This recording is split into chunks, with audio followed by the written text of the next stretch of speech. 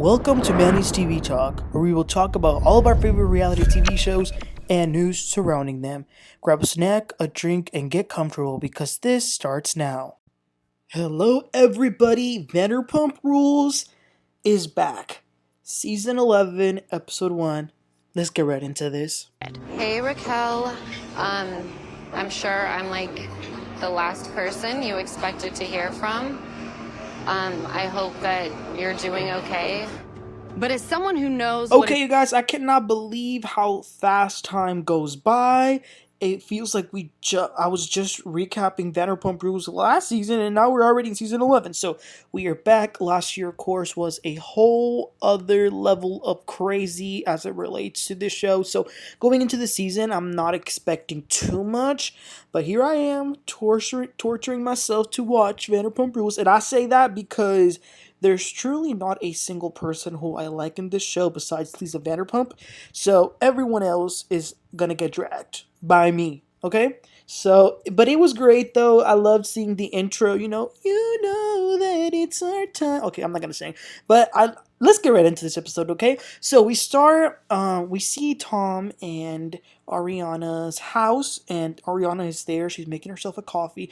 We see Scheana back with her daughter, with Brock. James and Allie are in their new house. They have a new house, which is pretty cool. Tom is at his apartment watering his plants. So then Katie goes over to Ariana's place.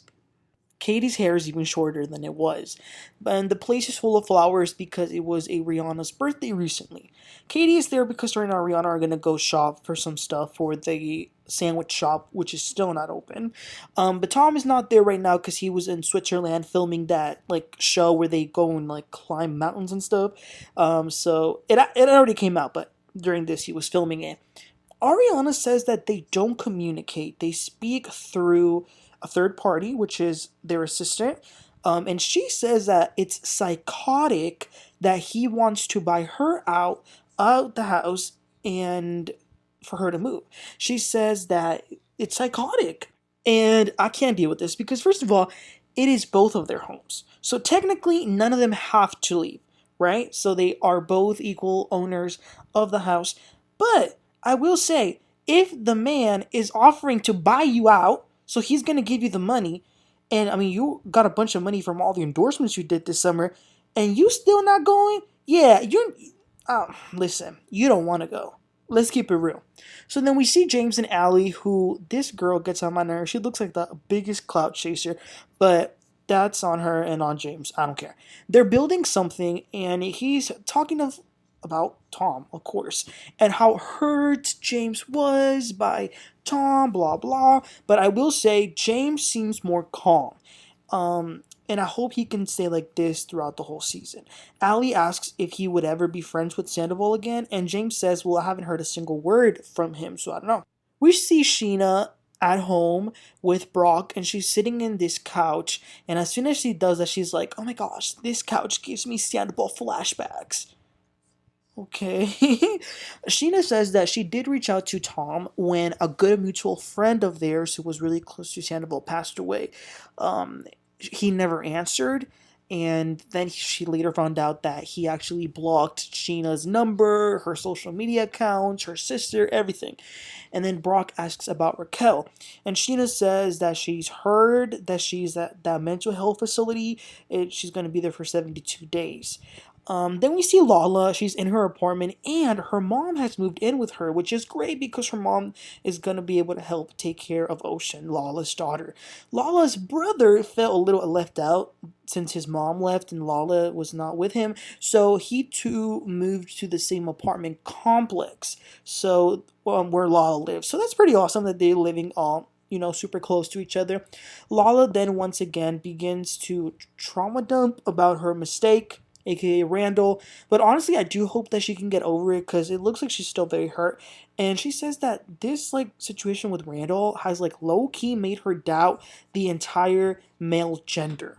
So then we see Tom Schwartz and James go to some restaurant, and this surprised me because remember James threw a whole drink at him? Yeah, he must have a good heart because I would not forget that easily. But Tom is going off on Sandoval. He tells James that he was pissed, and he still is, at Sandoval and all that he put him through. Because remember, Schwartz got dragged into this mess as well. Schwartz had to deal with the fact that the restaurant suffered, Schwartz and Sandy's, and publicly, he was dragged through the dirt. James says that he is back not drinking, so good for him, and he's been working out. Also, James is going to have some event at TomTom's, and everybody's invited, so Schwartz is saying that he hopes everything goes well when he talks to Ariana. Speaking of Ariana, she goes hangs out with Scheana, and they're getting some massage, and then they go eat some chocolate. It was like natural, holistic, zen type of thing. Ariana talks about her new man. She says that she loves him. He's great. He's some sort of trainer. And then Scheana talks about her OCD and her anxiety and her medication. She says that after the affair that Sandoval had, that took her mental health to a whole other level. Why? You were not even in it. But anyway, Scheana asks, how is Ariana with Schwartz? And Ariana is still mad at him because Schwartz was on Watch What Happens Live, and he said that people, if they see Sandoval, instead of like going to cuss him out, they should give him a hug. So after she heard that, Ariana gets on her phone and texts Schwartz, F you, go choke on Sandoval's D. Ugh, how vulgar. And then she blogs Schwartz. So then we see the girls getting ready for the event that James is going to have at TomTom's. We see Scheana and Lala getting ready. They quickly talk about the Ozempic, the craze. And Scheana says that a lot of people have actually asked her if she's on Ozempic. But she says, I'm not. It's called Scandoval. Oh my gosh, Scheana, stop playing the victim and trying to be part of this Scandoval so freaking bad. I can't even imagine had she been the one that was actually cheated on. Ooh. Ariana FaceTimes her new man, which, if I was her man, I'd be pretty uncomfortable with my girl living in the same house with her ex-boyfriend of 10 years.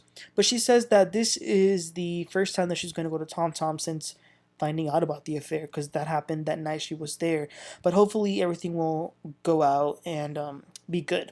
Then we see all the people make their way to the restaurant, and then we see the queen, the MVP, the one and only, Lisa Vanderpump. I love her. Everyone looked great except Katie. James gets on. He does his thing. Everybody's having a good time. It was very awkward when Tom got there and tried to say hi to everyone. He especially says, hi, Ariana. And Ariana completely ignores him. She doesn't even turn to see him. Nothing. Doesn't even acknowledge his existence. And that sucks. I felt bad for him. Because Schwartz is like, imagine trying to be there, having a good time, and no one wants to talk to him. That sucks. He had to ask the freaking bartender for a hug. Also, Ariana had a little moment because it is a lot to take in. And once, again, they dated for 10 years, and definitely she loved him. And they showed a lot of flashbacks through the seasons with Tom and Ariana that happened in TomTom's. But that didn't last for too long because she then started dancing in front of everybody and people were recording her. So then they continued to party and drink. Lala took Lisa to go talk to her. So Lala tells Lisa that it,